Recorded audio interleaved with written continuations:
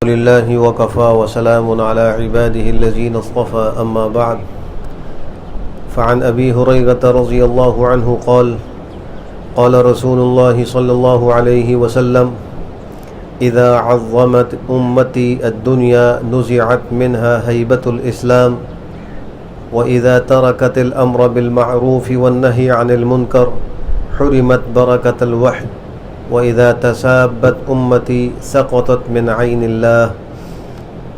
حضرت ابو ہریرہ رضی اللہ تعالی عنہ سے روایت ہے کہ رحمت عالم صلی اللہ علیہ وآلہ وسلم نے ارشاد فرمایا کہ جب میری امت دنیا کو عظیم سمجھنے لگے گی تو اس کے دل سے اسلام کی ہیبت نکال لی جائے گی، اور جب وہ امر بالمعروف اور نہی عن المنکر چھوڑ دے گی تو وحی کی برکت سے محروم کر دی جائے گی، اور جب میری امت آپس میں گالی گلوچ کرنے لگے گی تو اللہ تعالیٰ کی نظر سے گر جائے گی۔ اس حدیث شریف کے اندر 3 جرائم اور ان کی 3 سزاؤں کو ذکر کیا گیا ہے۔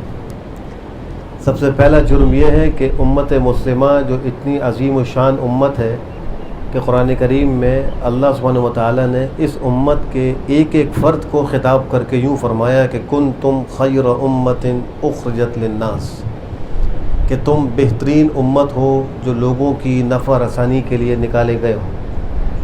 اگر یہ عظیم الشان امت اپنا وقار کھو بیٹھے، اپنی عظمت اور شان کے مطابق اعمال نہ کرے تو پھر اس کی سزا یہ ہے کہ اسلام کی ہیبت اور وقت اس امت کے دل سے نکال دی جائے گی۔ کسی بھی چیز یا شخصیت کی پہچان اسی وقت تک رہتی ہے جب تک وہ شخصیت یا وہ چیز اپنے وقار کو ملحوظ رکھے اور اپنی شان کو ملحوظ رکھے۔ مثلا پرائم منسٹر صاحب ہیں، ان کی شان اور ان کی عظمت کا تقاضا یہی ہے کہ وہ انصاف قائم کریں، رعایا کے حقوق کا خیال کریں، ملک کے اندر امن و امان قائم کریں، ملک کا نظام اچھے طریقے سے چلائیں۔ اگر پرائم منسٹر اپنے ان اختیارات کو یا اپنے ان ذمہ داریوں کو اچھے طریقے سے انجام نہ دے تو اس کی عظمت و ہیبت لوگوں کے دلوں سے نکل جائے گی۔ بالکل اسی طرح اس امت کی کچھ ذمہ داریاں ہیں، ان میں پہلی ذمہ داری یہ ہے کہ وہ دنیا سے بے رغبت رہے، دوسری یہ ہے کہ آخرت کی طرف رغبت کرے، تیسری یہ ہے کہ دین کے لیے محنت کرے، چوتھی یہ کہ اچھائی کا حکم کرے اور برائی سے روکے، اور 5ویں اہم ذمہ داری یہ ہے کہ آپس میں اخوت کو قائم کرے، بھائی چارگی کو قائم کرے، اختلاف اور افتراق نہ کرے۔ اگر یہ امت اپنی ان ذمہ داریوں کو پوری کر رہی ہے تو اس کی عظمت اور اس کی شان باقی رہے گی، اور اسلام کی ہیبت بھی اس کے دل سے نہیں نکلے گی۔ آج ہم دیکھتے ہیں ہمارے معاشرے میں جب ہمارے دلوں سے آخرت کی فکر نکل گئی، دنیا کی رغبت بڑھ گئی، تو اسلام کی حیثیت ہماری نگاہ میں کیا رہ گئی ہے؟ صرف یہی رہ گئی ہے کہ ہم 5 وقت کی نماز مسجد میں آ کے پڑھ لیں۔ کیا اسلام ہمیں اور چیزوں کی تعلیم نہیں دیتا؟ خوشی اور غمی کے اندر اسلام ہمیں رہنمائی فراہم نہیں کرتا؟ معاملات کے اندر حلال و حرام کے مسائل یہ اسلام ہمیں بیان نہیں کرتا؟ تو ہمارے دل و دماغ میں اب اسلام کی وہ ہیبت نہیں رہی۔ کیوں نہیں رہی؟ کہ ہم نے دنیا کی رغبت زیادہ کر لی۔ حالانکہ قرآن کریم میں اللہ نے اس امت کو دنیا کی رغبت سے بچانے کے لیے یوں فرمایا کہ لا یغرنک تقلب الذین کفروا فی البلاد، پیغمبر کو خطاب کیا کہ اے نبی، یہ جو کافروں کا ملکوں میں آنا جانا ہے، تجارتیں کرنا ہے، کنٹینر آ رہے ہیں اور جا رہے ہیں، اور سامان آ رہا ہے اور جا رہا ہے، اور خوب بزنس بڑھ رہا ہے، کام ہو رہے ہیں، تو کافروں کے یہ کام آپ کو دھوکے میں نہ ڈالیں۔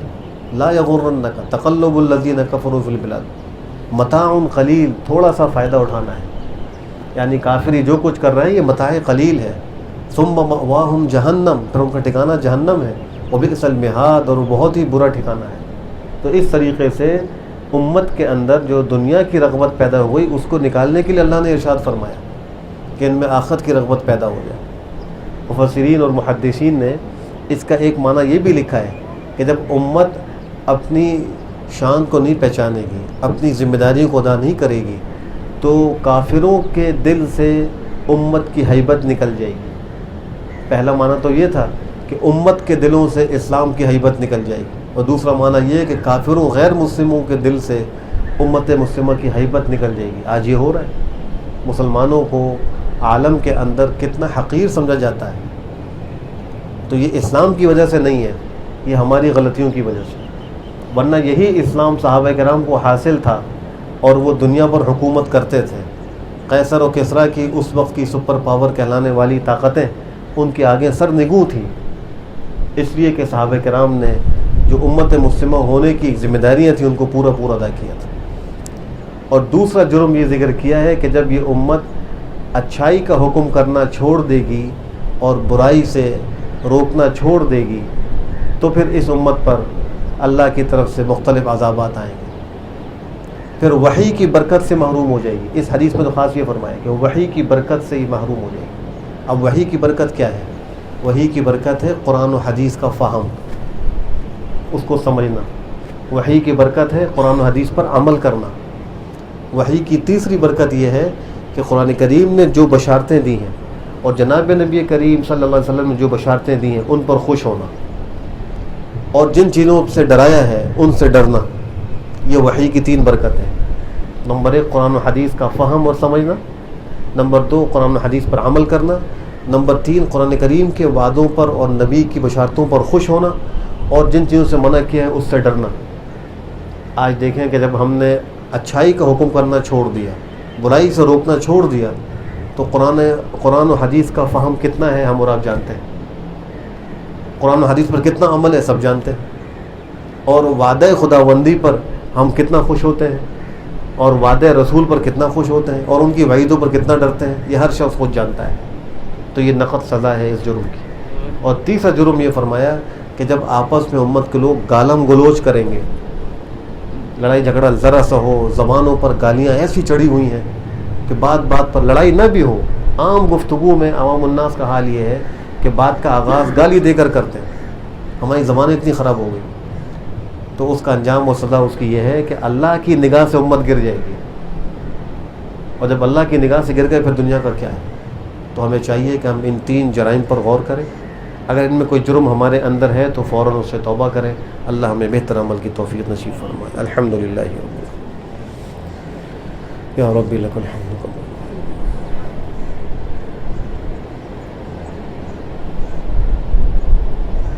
اللہم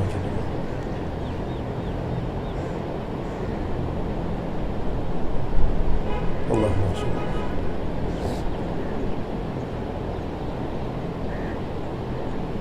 ربنا آتنا